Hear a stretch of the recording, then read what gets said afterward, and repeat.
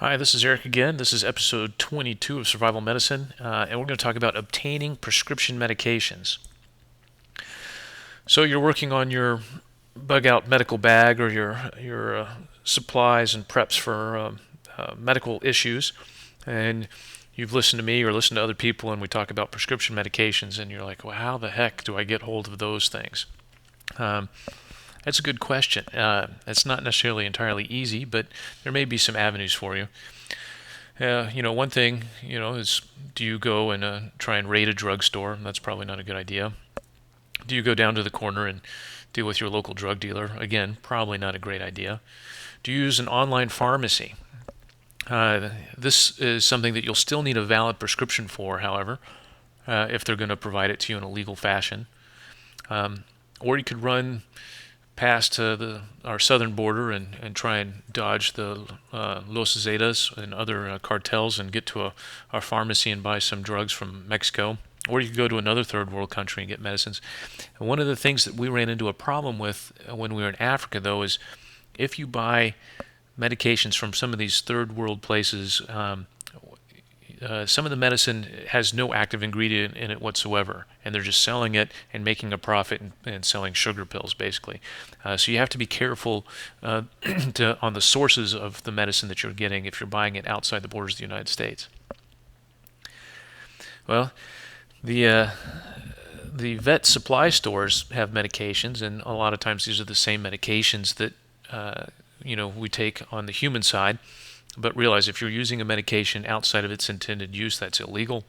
And so if you get amoxicillin from a vet store with the intent to use it on yourself or your family members, you would do so at your own peril.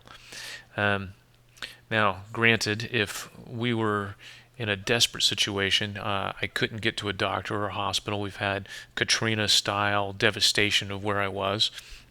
And my family had a bad cellulitis, a bad skin infection, and this was my only reasonable means of treating my family. I personally would not have a problem with it. Again, I don't want to endorse anybody on doing anything illegal, but I think it's just a fact to state that the medications in these vet supply stores that are antibiotics are the same antibiotics that we take as humans, and typically made by the same company.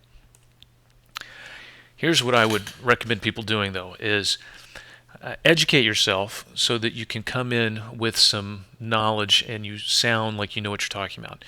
So know what drugs you want, why you want them, how you would use them, and know what diseases they would treat.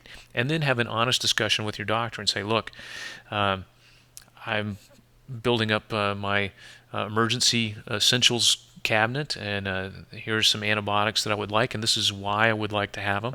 And a lot of times, if you have a good relationship with your family practice physician or your internist, your primary care guy, they will understand that and be happy to comply. Now, they are going to be very fearful in giving you something that you could hurt yourself with, because their first and primary goal is the patient's safety.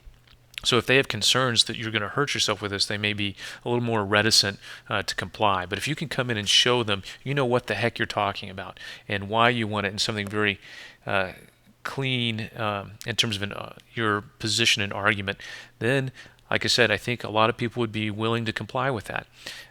We do this all the time with people that are traveling overseas. We know that if they're going to Mexico or to Africa or whatever, they likely will come across things that will cause a diarrheal illness, and they prescribe Cipro and a variety of other things to take as needed. And this is really just an extension of that. It's not really anything different. It's just perhaps a nuance of the same principle.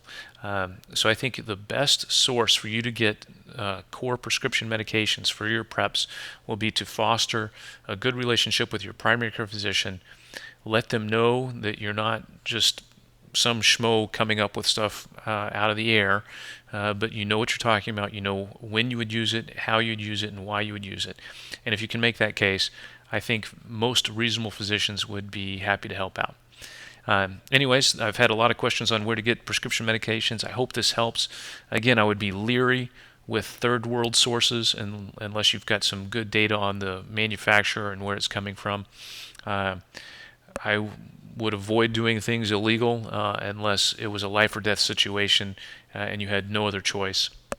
Uh, and otherwise, go talk to your doctor. I think they'll be reasonable. Thanks.